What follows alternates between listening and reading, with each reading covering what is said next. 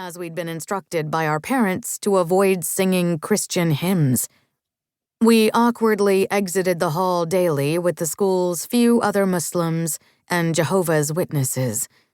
To ensure we never forgot we were Muslim, my father would sometimes wake us up at the break of dawn to pray with him. I also attended private Quran lessons with my Pakistani peers. We skipped school lunch during Ramadan, and I was rarely allowed to hang out with friends. When we went swimming for our physical education classes, at my parents' request, I wore leotards and cycling shorts to cover my body, prompting stares and giggles. My mispronounced name eventually became my known name.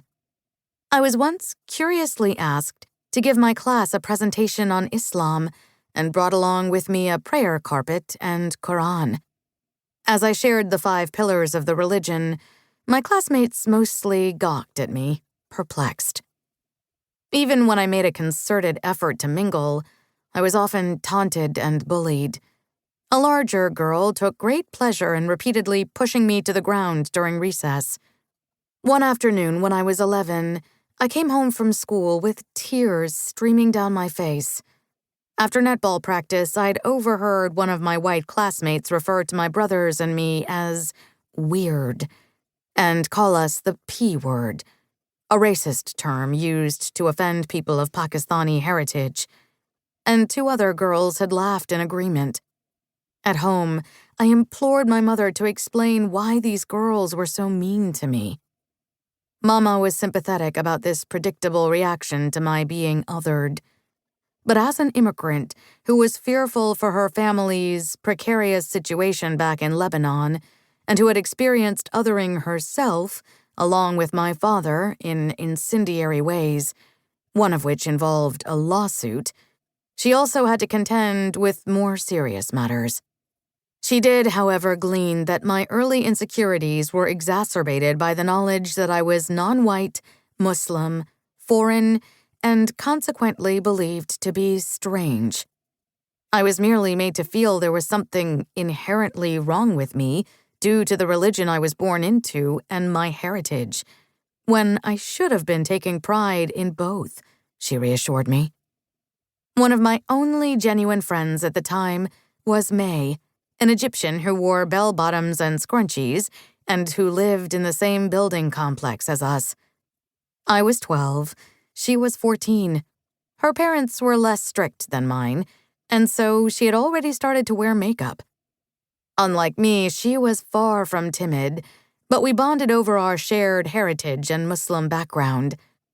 While hanging out after school one afternoon, she was determined to make me over. With Ace of Base blasting in the background from her stereo, she carefully drew eyeliner onto my lids and curled my lashes with mascara. When I looked into the mirror, I was both pleased and surprised. It was as if I could finally see myself, as if I had somehow come into focus. We returned to Lebanon as a family in the 1990s, as my parents had decided the country was safe enough for us to live in after the end of the war, and partly also because they protectively did not want me to experience my teenage years in England. There, as a young adult whose insecurities had only metamorphosed, I attempted to assert control over my looks, often to my conservative father's dismay. I had the kinks and waves straightened out of my temperamental hair once a week by Fatima, a boisterous Palestinian salon owner who chain-smoked as she fried my strands with tongs. My eyebrows were thinned out so brutally by this same woman that they've never fully recovered. I avoided feminine clothing and high heels, for they would mean I'd take up more space in a world that already felt hostile toward me.